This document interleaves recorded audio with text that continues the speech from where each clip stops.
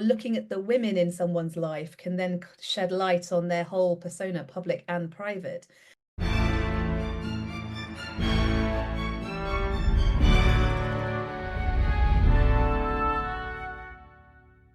Hello. Do you think you know Oliver Cromwell and Prince Rupert of the Rhine? I've discussed both these figures on this podcast, but I don't think I've delved into their wives, daughters, mothers, or consorts, who all give a more nuanced view of these two major players of 17th century Britain and Ireland.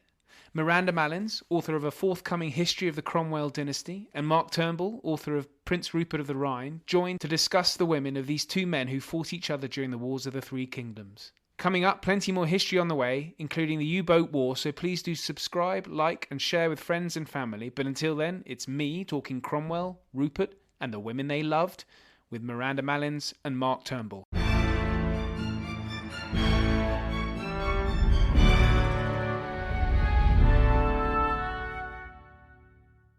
Right, Miranda, Mark, welcome to the podcast. It's a huge pleasure to have you both on again. Thanks, You Holly. can both sort of dive in and say hello, or you can just ignore me if you like. I was trying to do that clever thing where you kind of leave pauses in between each person's response so we don't not over each other, but let's just pile in. Great. Yeah, that's too professional, I'm afraid. Right, so it's great to have you both on because we are talking about, and I thought we were just before we started recording for the listeners' benefit, I was basically saying that it's kind of a deeply misogynistic premise to just talk about the women who are connected to Prince Rupert of the Rhine and Oliver Cromwell. And because, you know, they are the wives or the daughters of these or the consorts or the mistresses of these prominent men.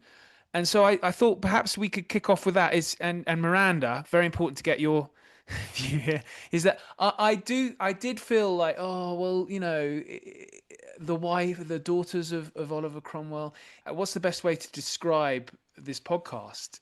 But it's not really a subject that I was looking around. I don't really hear it discussed that much. So that's why I quite was sort of ploughed on and wanted to do this discussion. Well, it's hardly ever discussed, Ollie, and that's one of the reasons why I like to write about the women in Oliver Cromwell's family, is because no one else seems to. So it's a nice wide open goal there. But you're right. There's an inherent problem, isn't there, when you're trying to rescue literally marginalized women, in that they often appear in the margins, the footnotes, etc., of this historical record. But that they lived lives intricately bound up with enormously important international figures. So it is tricky to try and prize the two apart. So I guess the way I try and look at it is to look at the women first, try and reconstruct everything we possibly can about them, however fragmentary, about their lives and their experiences and their relationships. And then sort of extrapolate outwards from that. What does that tell us, and how does that change our view of, firstly, the key men in their lives? So how does that change our view of Oliver Cromwell or Prince Rupert or Charles I or whoever it is? And then also, how does it change our understanding of the period in general, and how processes operated, how power operated, how culture informed politics, that kind of thing. But you're right, it is a slightly awkward, reverse engineered historical line of inquiry. Yeah. Well, the reason why I wanted to do it was, Mark, when we spoke recently to discuss Prince Rupert, at the end of it, you were quite right. He was sort of saying, well, it's a shame we didn't really talk more about some of the women that he was involved in his life, which we didn't. And so, you know, this is really an opportunity to do that. Was this something that you were already knew about before you embarked on your latest book? Or was this something you discovered during the research? Yeah, I didn't know about it too much. You know, there's one or two snippets, and you know, in his biographies, all of the biographies that have preceded, there has been sort of one chapter, for example, in one of them, devoted to the women in his life, and that's really focused on maybe one or two. So when I went into it with quite an open mind, and this just sort of seemed to jump out from the archives. It was just one of those things where you find a little bit of gossip, And like Miranda says, that you link them together and you start to find out a whole new side to these leading figures, in our case, these men. Um, and it tells you so much about them, about their relationship, how they treated these women, and yeah, so much. It's so personal. And there's so much about the women themselves as well, because they are really fantastically interesting characters in their own right.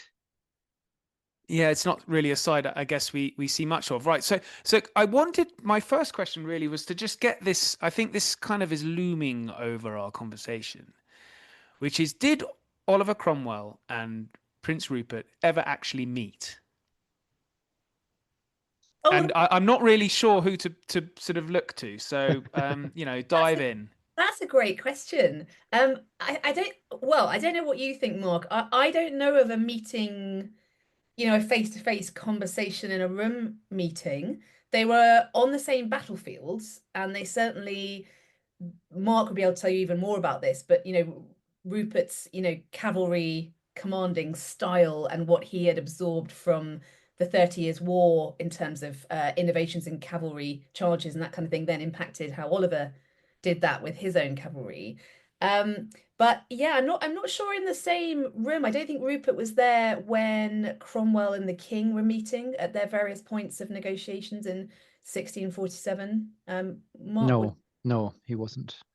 I think the closest it comes really is Marston Moor, where and people are not certain about this, but they are certainly in the fray at around the same time, facing each other. Their cavalry are facing each other, and that's probably the closest they'll come. That's brilliant. That's a bit like sort of Alexander the Great and Darius of the Persian Empire in on the battlefield. Do you think that I did have this follow-up question as well, and this is maybe slightly facile, but do you think they would have liked each other? Oh, that's a good question, isn't it? Would they have liked each other? I mean, they're enormously different personalities in many ways. In terms of this, well, I guess we break down the stereotypes. They're a stereotypical cavalier and a roundhead, although I always kick against that, and probably Mark would kick against that from the opposite Yeah, viewpoint yeah, of Rupert. They would have enjoyed, I think they probably would have admired each other's professionalism on the field. I don't so much mean running after baggage trains and right various nasty incidents that they're engaged in, but they certainly would have been able to discuss, as I say, kind of innovations in cavalry technique and what was interesting about that. And Oliver certainly always admired other leaders on both sides of the conflict who were good at what they did. I mean, he was a big fan. He had a very sort of Catholic, a wide friendship group of people he would work with. He'd work with anyone pretty much. Um, but he admired people who were good at what they were supposed to be doing. He admired professionalism and efficiency and talent wherever it existed. So yeah, they would have met on. They would have got on that level, and also I guess, a bit of drinking and smoking. Oliver liked to drink and a smoke. yeah. I'm not sure. Rupert's not really a big drinker or a smoker. I mean, when he's released from captivity, there's notes to say that people try to engage him in a drinking party on his way home, and he refused. He just wanted to get home. But yeah, I'm definitely agree on that, Miranda, that they both and Rupert certainly respected and valued ability and talent. And he would have respected Cromwell for that, for sure. Okay, so I mean that's slightly disappointing of Prince Rupert there, but with their families, and that's really what we I wanted to get those two questions out of the way because I was just slightly intrigued. But really, let's talk about the women in their lives. So, I mean, Oliver's married for a long time, and he has wonderful. I mean, a large family with Elizabeth, his wife. Forget how many is it? It's nearly 10, isn't it? They have nine. They have nine children, and yeah, as you're getting at there, Ollie, Oliver very much grew up and actually spends his entire life surrounded by women. His household is overwhelmingly female. He has a mother to whom he's very close, and she's widowed when he's only about 16, 17, and he has to come home from Cambridge early Cambridge University. And from that point onwards, for decades, he and his mother lived together, and she moves with him into Hampton Court and Whitehall Palace when he's Lord Protector, and is actually buried in Westminster Abbey while he's Lord Protector. She dies in her 90s then. So he spends his whole life living with his mother. Also, his wife, Elizabeth Bourchier, who he has a close and loving relationship with. He has 7 sisters. He's the only surviving son of 3 in his own nuclear family, and has 7 sisters to look after and help negotiate their marriages, pay dowries, all that kind of thing. And then he and Elizabeth themselves have 9 children. 3 sons die early, sadly. 1 as a baby, 2 as young men.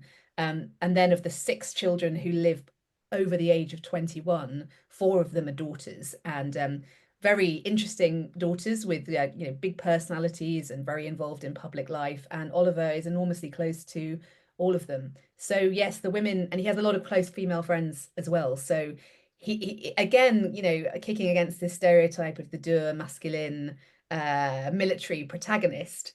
Oliver was most at home and comfortable actually in a female environment. And if anything, Professor John Morrell, who's just edited a big new edition of all of Oliver's letters and speeches, he has found that actually Oliver is at his most he shares his innermost thoughts actually in correspondence with his female relations and friends more than his male. What do you think that really suggests about his character that I guess would not be, for many listeners, they probably have that kind of image of the statue outside the House of Commons, for example? Yeah, exactly. It comes back to our very first conversation, doesn't it, about how looking at the women in someone's life can then shed light on their whole persona, public and private. I think it shows that family was always very important to him throughout his life, and I can give you more examples of that later in this conversation. But that he valued female opinion. He ran lots of ideas by his wife, by his female relations and friends. He liked to talk to his daughters about, their faith and their relationships. He doles out an awful lot of marriage advice, some of it probably unwelcome to his poor children, long-suffering children, who have this really overly involved father weighing in all the time. And in the middle of, battles and campaigns, he's writing letters to his daughters and daughters-in-law, and he's talking about things like their, miscarriages that have happened, or how babies who are ill, that kind of thing. So this female private realm, he always exists in that, even on the battlefield. That is in the back of his mind, I would say. And so do you detect, Mark, any kind of similarities there with Rupert? Yeah, I mean, first of all, straight away, there's the fact that his mother was widowed when Rupert was 13. So, at a young age. But, Rupert, he's got 5 sisters, but I wouldn't say that he's as close and linked to them as Oliver was, because there's so much going on. They're in exile. There's varying age differences. Rupert's on campaign, so he's not necessarily responsible for their marriage and their upbringing. But he's very close to his mother, and initially, the eldest, or the second son, Charles Louis, the Elector Palatine, he's often seen as Elizabeth's favourite child. But I think as Rupert gets older and as Elizabeth gets older, there is absolutely a realization, I think, between the two of them. They are kindred spirits, and they are very, very much alike. And she does accept and sort of say later on, she becomes very close to Rupert, and he's her favourite child at that point. And yeah, Rupert, he's from the very beginnings, he avoids settling down in marriage. He doesn't want that. He wants to fight. He wants war. That's what he feels he's been put on the earth for, and he makes no bones about trying to get into warfare. Much to his mother's chagrin, she tries to pull him back, but he thrives in that environment. I often think that there's similarities with Prince Philip, the late Prince Philip. They're both royal exiles, and they thrive in the military.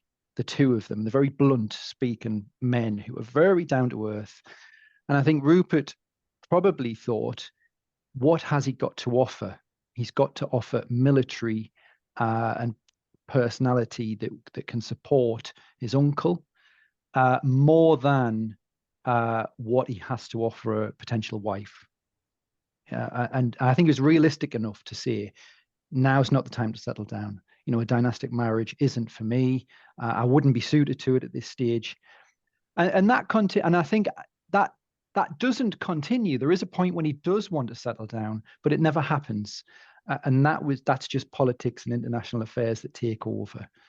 And by the time he's in a position where he's got some sort of financial backing and a home after the restoration, it doesn't happen. And I think he's probably deliberately not making it happen, because I think he knows the battleground that is, the religion and dynastic links and sort of inheritance to thrones, and pretenders. I think he doesn't want to put any of his children or his wife into that.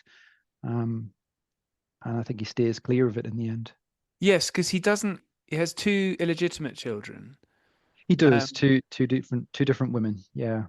But that doesn't, because presumably I would have thought there would be a lot of pressure on him to marry and have children, because that was the done thing. Yeah, it was the done thing. I think because of his place in the line of succession to the three kingdoms, there wasn't necessarily as much pressure as there would have been on others. The main pressure was that Rupert should make a good marriage to bring an income that would benefit his family. And that's what he doesn't do. He doesn't, he thinks that he can benefit the family through leading troops in war and reclaiming what they have lost that way, rather than make a marriage and then bring in inheritance or dowry from that. That's interesting. I wonder how would he be viewed by others in the royalist cause? Would that be viewed negatively? Yes, there was an acceptance of sorts, with probably a hope that he would relent, let him get out of his system, and then he might fall into line. And certainly his uncle Charles I and his mother thought that they would conspire to try and matchmake, even during the Civil War. But I think there was some, such as Sir Thomas Roe, who was an English ambassador, who really thought Rupert was a loose cannon and that he should be reined in. He has to accept, what a prince should do for his family, Interesting. Okay. So he obviously then, if he's not going to get married, he's going to have a succession of lady friends. And did you sort of discover a whole succession of women that he basically had relationships with? Well, this is the funny thing, because there was one particular phrase at the time that said he will always be a soldier, and that was in relation to he's not a particularly family man. He's not with women a lot. He prefers the company of soldiers, and that was Rupert. So there's been a tendency in the centuries after that to sort of say, well, was he interested in women? That's one question that's been posed before. Oh, so he may well have been gay then? Is that the suggestion? No, I don't think so. But I think it's this image that he is this cavalier who's more at home with his soldiers, has no interest in women, or loose living, that sort of thing. He doesn't chase women all over the place. He's dedicated to his uncle's service. He sort of lives and breathes in the Civil War, just fighting for victory. So much that these sort of rumors and these thoughts can crop up. But it's clear that he does enjoy female company and he likes strong women. That's definitely clear. Because a lot of the relationships certainly one that I've delved into and found more evidence about, they're all women that are very strong and strong-willed.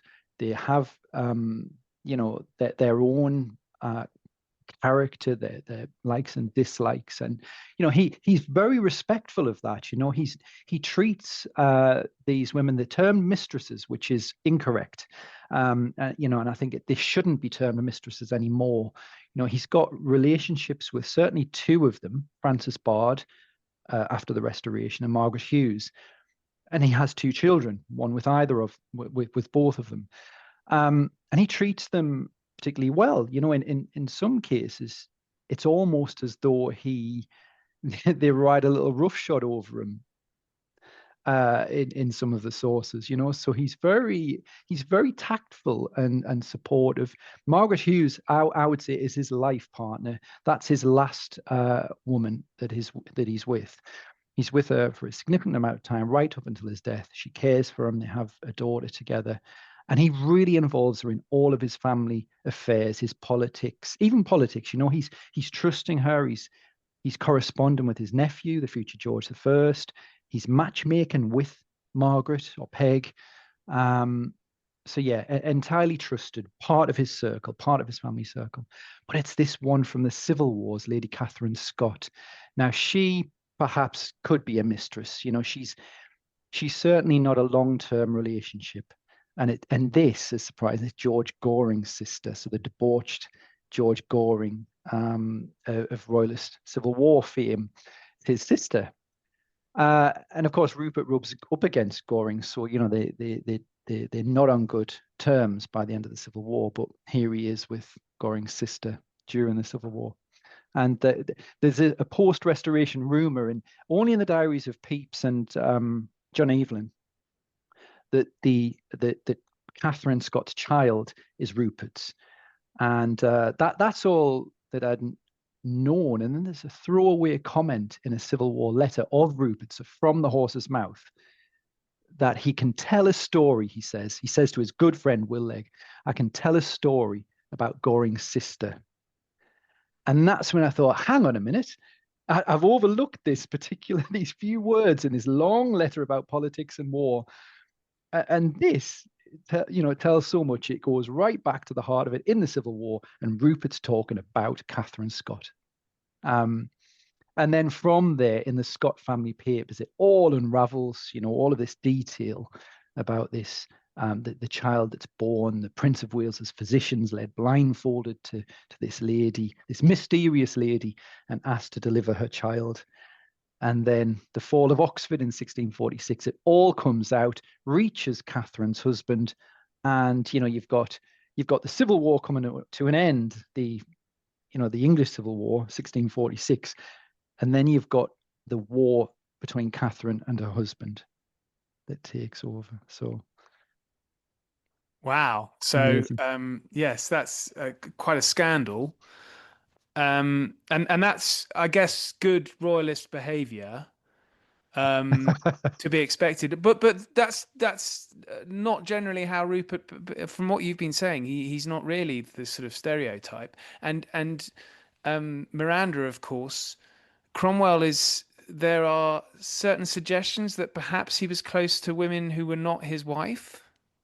Yes, it was as was very usual and traditional at this time, and probably ever since, really, um, attacking a male public figure via his, you know, sexual life was pretty common practice, and indeed, actually, particularly increased during the 1640s and 50s. Charles I, Henrietta Maria, and Oliver Cromwell were all subjected to a kind of new level of intrigue and speculation about their sex lives in the press, which then continued into the Restoration culture. It then became part of the Restoration kind of more looser living culture, and then it existed really after that. But royalist writers and satirists liked to attack Oliver's sexuality in all sorts of ways. One way in which they did try and get at him was to suggest that he was having affairs, particularly with Frances Lambert, who was the wife of the Major General John Lambert, who's one of the key parliamentarian officers towards the end of the war. And then he himself is the author of the first written constitution, the instrument of government, which Oliver Cromwell's protectorate is founded on. So he's a hugely important figure, probably second only after Oliver Cromwell during the protectorate. And he has this wonderfully gorgeous, vivacious wife, Frances. And Oliver becomes good friends with her and speaks about her very fondly and lovingly. But she's more of a similar age to his daughters, and he liked because he was so used to his sisters and his daughters, he liked the company of sort of pretty young clever women. and liked to talk to them. And so he enjoyed France's company, and she was on campaign with them sometimes, as were some of the other parliamentarian generals' wives. They all got to know each other. And this led to jokes about one particularly great joke, wag, was that when the instrument of government, the new constitution, was written, it was said that you would find Cromwell's instrument under Lady Lambert's petticoat, which was a good one. But then there was another lady, Elizabeth Murray, Countess of Dysart, who ends up being she's a royalist, ends up being a big sort of restoration figure because she later marries the Earl of Lauderdale of the Cabal government. But again, she's, a bit like Rupert's women. These are very strong women who can hold their own conversationally and are known for their wit and vivacity and beauty and conversation. And again, her name is linked with Oliver's, and a child of hers is claimed to have been sired by him again later, because that's a good idea and a good story after the restoration. But in neither case does it really add up. He's actually enormously uxorious and loves his wife Elizabeth, and it just wouldn't have fitted at all with his character. But as I say, it's part of this wider culture in which his sex life, her sex life, are really gone into. He's likened to the great town bull of Ely in all these satires, who like to say that he's a drunkard. He is sexually promiscuous. He's passing sexual diseases around everybody, pleasuring everybody with his big nose. I mean, seriously, it goes on and on and on, all this satire. But really, the truth is rather more boring, that he was actually just a very happily married man. Well, I wanted to ask about the female experience really during the Civil War, because I mean it was a horrifically brutal one, and so I wondered if you could both really talk about that from the female side in sort of parliamentarian areas and royalist areas, and then we can maybe discuss about the. You've just been talking about the generals' wives and how they mixed, and what whether that was the case on the royalist side. But during the fighting on the parliamentarian side, Miranda, what was the female experience? Well, I find it really interesting because it's such a mixed bag. There's a lot going on there. Most obviously, a lot of women had a terrible time during the civil wars because it was brutal, and there was a lot of death. They were losing their male relations, were being killed. They themselves were sometimes the victims of violence. One of the members of the wider Cromwell family I've been looking at for the book I'm writing, she's actually a member of the Strode family down in Devon. She's actually murdered when her estate is taken by troops. And similarly, there are other atrocities we know about women attached to the army, women in baggage trains who are assaulted very badly, raped, and killed in some cases, and that happened at Basing House siege as well. So it's a violent and terribly unstable time. That's obviously point number one. But point number two, conversely, as often with times of great upheaval and war, there are also new opportunities for women to show strength. They're taking over their husbands' businesses and running them while their husbands are at the front. And they're helping with the war effort in terms of raising money or making outfits. They're nursing. There's all sorts of things that they are doing. They're acting as spies a lot of the time. We have a lot of amazing female spies on both sides of the conflict. So they've got, and also in terms of the religious groups that kind of come to the surface during the Civil War, we have women preaching now as part of some of the kind of nonconformist groups. So there's lots of new opportunities for women at the same time. But then equally, this is all happening in a very strange culture where there are real fears that the inversion of the political hierarchy, so Parliament rebelling, the people rebelling against their monarch, their king, is going to have knock-on effects. Similar rebellions are going to happen in the home. Wives are going to turn on their husbands. And we see a bit of a crackdown in some instances. So we have this 1650 Adultery Act, which is brought in by the Commonwealth, which makes adultery for the first time punishable by death for women who commit it. Obviously, not for husbands, because there's always Of one. course not. Of course not. Of course not. There's always one rule for one and one rule for the other.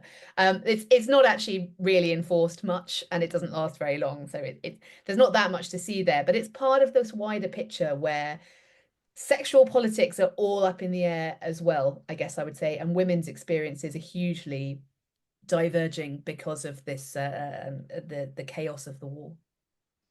And so, Mark, would that have meant that on the royalist side there was there'd been the males have been very uncomfortable with these changes that are happening? Yeah, I think everything that Miranda said there is applicable on both sides. There's no divide here for women, between royalist and parliamentarian. I mean, you've got the Marchioness of Argyll up in Scotland. She's taken over her estates and managing them for her husband. You've even got the women of Bristol, just the ordinary women of Bristol, like shoring up the gates during the siege and putting, bags against the works. You've got women throwing boiling water down on troops. So yeah, absolutely taking a full part right on the front lines, in the family, in the estates, in the businesses, as spies, all over. And then around the king, you do have a lot of influential women as well. And look no further than his captivity. Um, I forget her name, actually.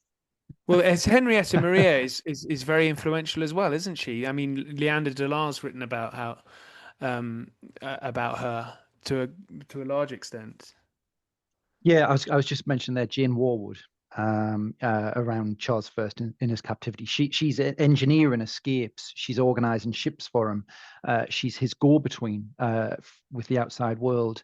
A very important position for her, and very close. It brings her very close to the king.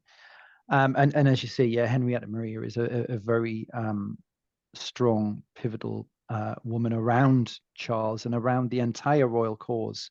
Almost sort of a second court around the Queen. People And, gravitate from one to the other.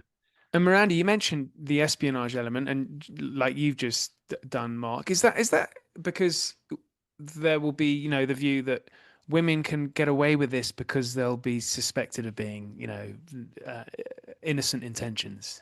Yes, I think that was a key reason why they were so employable. And they were employed on both sides. And Mark's just told you about Jane Warwood down at in Carisbrooke Castle, who's disguised as a laundress, isn't she, for a while, Mark, and getting letters in and out and everything. But there were a lot of female spies, particularly on Parliament's side. Actually, they woke up very quickly to the fact that women could cross, could cross kind of checks, roadblocks, and things a little bit more easily. And women would hide things in their hair, in their dresses, in their skirts and hems and everything, which was very helpful. And also, I was just thinking with Mark, what he was just saying just then with the women of Bristol. There's also women, writing and publishing a lot more now. We have the levelers, John Lilburn's wife Elizabeth and other levelers are publishing and writing and leading protests and petitions under their own name and in their own right. We have female sort of prophets who are writing their own prophecies and books. And there are real kind of literary circles within families and social settings. Just one example is that, for instance, about women in various groups here, is that after the Civil War, so in the late 1640s, when Oliver Cromwell has moved his family to London, and they're living right in the centre of London, they're right at the top of London society, his wife and his daughters. There's a female writer called Mary Carey who writes, again, a slightly kind of prophesying religious pamphlets and tracts. And she writes one that she dedicates to Oliver's wife, Elizabeth, and his daughter, Bridget. And she dedicates it to them because she says that they are powerful and influential women of enormous piety, with important roles to play in public life, and so she wants them as her patrons. So here, there we have a woman writing and women acting as literary patrons as well. And with the Cromwells in London, then, and Bridget as well, of Francis, would they have been sort of? I don't know if that the right word is celebrity, but they would have been well known amongst the people. Would have been aware of who they were, and would have seen them walking past Cheapside or The whatever. celebrity is good a word as any, really, because they occupy a very odd, unique position, particularly on the cusp of the time when Oliver becomes Lord Protector. So there are 4 years after the King's execution in 1649 before Oliver Cromwell becomes Lord Protector in 1653. And then during those 4 years, these Cromwell daughters, they're teenagers, they're in their teens and 20s. And they are living in central London. They're living virtually on St James's Park in the Cockpit, which is part of the old Whitehall Palace, which is today actually modern day Downing Street. So that tells you how centrally they're living. And they are walking in St James's Park. They're followed everywhere by crowds. People follow their carriages. They're shopping in the Royal Exchange. People are writing about their fashions and about their lives and where they eat and drink and that kind of thing. So yeah, they definitely are celebrities, and they're setting sort of fashion trends and things. And then once they become the effectively the royal family, because they move into the royal palaces as the family of Oliver once he becomes Lord Protector, his daughters are addressed informally as Princess. And they live in apartments in Whitehall and Hampton Court. The two younger ones, when they eventually get married in 1657, have effectively royal weddings, huge bashes that last a whole week. One's in Whitehall, one's in Hampton Court, multiple locations, feasting. They're reported in the government newspaper as they're going, their comings and goings. They're Like the Royal Circular now. yeah, like they're all circular. Yeah, when they have babies, they're reported. When they get married, it's all reported. When these women and their brothers as well produce grandchildren for Oliver Cromwell, bells are rung nationwide, and there's wine and feasting and things. So they really are at the top of this social sort of pyramid, and they're also criticized for that too. That opens them up to an awful lot of criticism and satire as well. So it's very much a double-edged sword. And I guess post Restoration, just lingering on the Cromwells a bit more, I think three of them are continue to live post Restoration, and Mary and Francis well into even the Georgian period. So, what was their life like after Charles II returns to the throne? They do. It's quite extraordinary actually, and I've just been researching this and writing about it. It's quite extraordinary because after the Restoration, the Oliver's one daughter has died already. One dies quite soon after the Restoration in 1662, but the other younger two, the younger pair, so the two who had these royal weddings in 1657, they both live into the 1710s and 1721 in one case. One of them does. So they really are there for the whole of the Restoration period, and their lives are well, very, very complicated. They've inherited an awfully tainted name, and their brothers are suffering. One's in exile, one's in sort of on under house arrest. It's a really tricky time for the Cromwell family. But one of them in particular, Mary, who's married to Thomas Bellasyse, who's a Yorkshire nobleman who is then elevated to become the Earl of Fauconberg. She actually has a really impressive life at the Restoration court because her husband manages the transition from the Protectorate to the Restoration sort of better than anyone else. And he's actually ends up being Charles II's ambassador to Venice in 1670. And he's also involved, he's one of the noblemen who invites William and Mary to come and take the throne in the Glorious Revolution.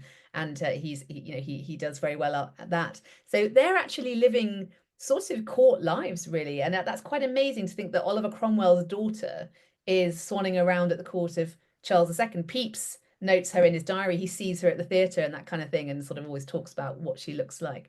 But the Pepys anecdote is an interesting one because he sees her at the theatre in a prominent box surrounded by important people. But then he notes that as soon as the theatre becomes crowded and a lot of people arrive to take their seats for the play, she brings down a sort of veil over her face, which again suggests that we have a very complicated position here where she's accepted and she's part of the court, but she's still got that level of infamy because of her father.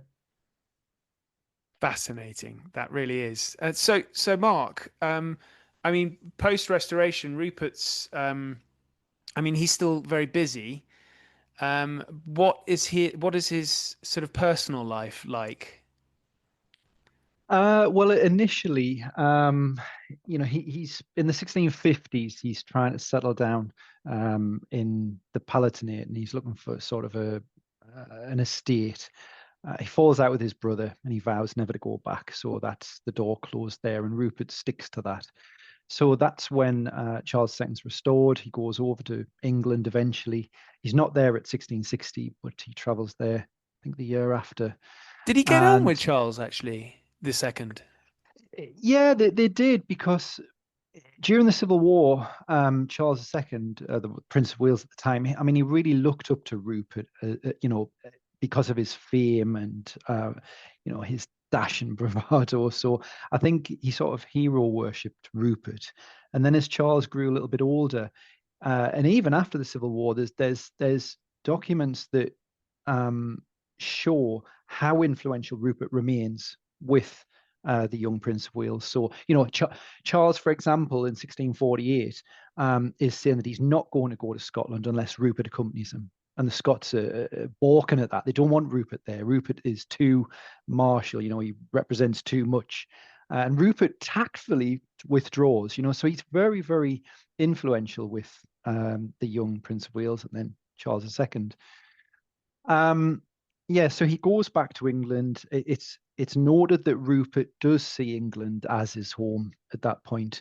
He wants to settle down there, and certainly settle down into a life at court, playing a role, and it's a strong role. He's a Privy Councillor. He's a member of the House of Lords.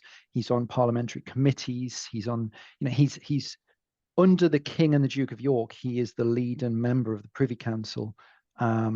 Especially when a lot of Charles's family dies, so the succession narrows and Rupert's even closer up the ranks.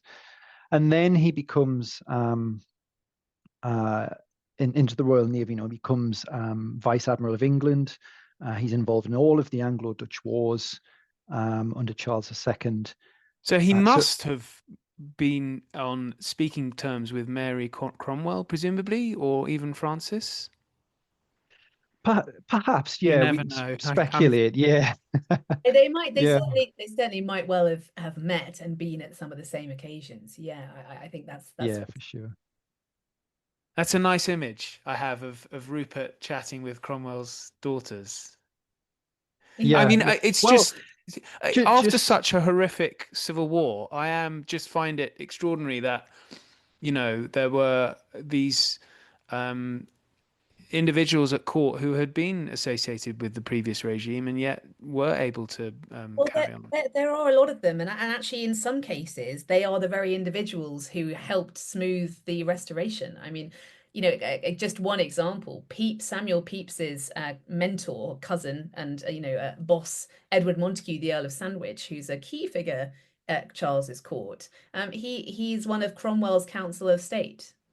And a great friend of Oliver Cromwell's, and really, really bought into the Protectorate. And if, for a lot of these men, Monk as well was a Cromwellian, and he, of course, facilitates the restoration. And the Lord Broghill, Roger Boyle, who becomes the Earl of Orrery under the Restoration, he's also a key Cromwellian. So there's really quite an overlap, actually, between the sort of Cromwellians, the sort of men under the Protectorate who were trying to make Cromwell king, the men who are actually quite conservative and quite civilian politicians who actually liked monarchy, less so the army grandees, the kind of Republican MPs and the army grandees. They're persona non grata at the Restoration, but a lot of that first group actually transitioned across at all. Another example, Anthony Ashley Cooper, Lord Shaftesbury, is again on Oliver Cromwell's Council of State. And I make this point, a lot. It's one of the reasons why I like to look at Oliver Cromwell's family and their lives after the Restoration, is to make this point that we get it totally wrong when we try and think of the Restoration as this kind of hard stop and this new start and this brand new regime. And in a sense, we're actually singing from Charles II's hymn sheet. This was how it was portrayed as, we don't talk about the last 11 years. They didn't happen. We're all fine now, like nothing to see here. And so we sort of, in our national story, we think of 1660 rather like 1066. It's a cliff edge, it's a new regime, it's a whole new culture, it's merry monarch and theatre going and fun and all the Royal Society and all that kind of stuff. But you don't have to spend any time in the 1650s and 1660s. I'm sure Mark would agree. And you find all the same people, all the same preoccupations, all the same ideas. The members of the Royal Society are meeting under Cromwell, and Cromwell's their patron. So, we need to actually see the continuities as much, if not more, as the change, in my view. Well, just to pick up on that straight away, Shaftesbury, Anthony Ashley Cooper, was a very, very good friend of Rupert's, and the two of them were business partners. They were very good friends, you know. And even when Cooper's running up against, Shaftesbury's running up against Charles II and the Duke of York, trying to exclude the Duke of York from the throne, Rupert disagrees with that, but he maintains that friendship. And you know, there's instances where Rupert exits the Privy Council during a meeting where Shaftesbury's arrested, and Charles II respects Rupert's opinion and doesn't want him present. So, and George Monk, you know, Albemarle, Rupert is very close to him. They get on very well. You know, they're sharing a cabin, tossed around at sea. You know, so they need to get on quite well, and they greatly respect one another. So yeah, he's definitely able to work with these men. Sandwich is not as close with Rupert. I think Rupert doesn't really like Sandwich. So yeah, they don't get on well. There's a lot of aggravation between the two of them over command of the navy. Right. Well, But this is one actually really interesting point is Rupert really liked artistic pursuits, so mezzotint engraving, and it's so interesting because there's a work that displays this old man that Rupert's produced, and the man is reputed to have been Oliver Cromwell's doorman, I think, or gatehouse keeper, and he was alive after the Restoration. I'm sure, and you know, Rupert engraves an image of this man, and that's quite interesting when we talk about the Rupert Cromwell link, isn't it? That's yeah, really absolutely. I didn't know that. I have to read your book to read about that. Yeah, Really- that's so yeah, so there is some influence there from Cromwell on to Rupert. Well, look, this has been fantastic. So thank you. Is there anything I've missed that we should have talked about here? I'm very conscious that I'm with two experts, and I may well not have. I'm sure I haven't covered something of vital importance. I don't think so. I only probably say in closing as a kind of a plug for my books and everything that these daughters, Oliver's daughters, are really interesting and have these incredible, amazing lives. And it was actually well said at the time. Quite a few people said at the time, Bishop Burnet being one of them, that if what did he say? He said something along the lines of if it was Cromwell's daughters who'd been in breeches, not petticoats, rather than his sons, they'd have held faster, they'd have lasted longer, i.e. And Cromwell does have these extraordinary granddaughters as well. He has a wonderful granddaughter who's the daughter of Bridget Cromwell and Henry Ireton, who's this, regicide and radical as well. So she has a double kind of radical Puritan inheritance. And she is a very staunch defender of Oliver Cromwell's reputation right into the early 18th century and stomps around her salt pans. She runs salt marsh in Great Yarmouth. And she's very reputedly looks a lot like her grandfather and talks about him constantly. And at one point, it was reported that she got into an argument with a fellow passenger on the London stagecoach because he was rude about her grandfather. And when the coach arrived at its destination, she got out and she seized another passenger's sword out of its scabbard and charged this man to and charged the other man to a duel for her grandfather's reputation. So Cromwell produced some mighty impressive daughters and granddaughters. He certainly did, and I'm very much looking forward to reading more about the Cromwells when your new book is out. But yes, book plugs are mandatory on this podcast. So, of course, The Rebel Daughter and The Puritan Princess. Links are in the show notes. And then, Mark, we have your biography of Prince Rupert. And I Yep, think I've got the full title here. It's Prince Rupert of the Rhine, King Charles I Cavalier Commander. that's right. Um, and And and we've so got look, Charles First Private Life as well. indeed, Biography of Charles Charles I's First. private life. Yes. Yeah. And So then should I end on this illegitimate son of Rupert's you and Catherine must. Scott? Well, what happened to him? Well, his father, or Catherine's husband, on his deathbed in 1663, acknowledges him as his child, even though he's tried to divorce Catherine for adultery. But this son, Thomas Scott, he goes on to become an officer in Charles II's lifeguard. He's knighted, as soon as his father's dead. And there's a flurry of activity with government ministers trying to marry their daughters to him. And Sir George Carteret eventually succeeds, and that's an ally of Rupert's. So yeah, there's definitely a strong link to Rupert. Right. So that is a good gig if you can get it to be the son of Prince Rupert. This has been wonderful. Thank you very much, both of you. And I hope to get you on again soon. Yeah, I've thoroughly enjoyed it. Thanks so much for listening. Links are in the show notes. Please share with friends and family. And if you want to get in touch, you can through X or email history@aspectsofhistory.com. But until then, thank you and good night.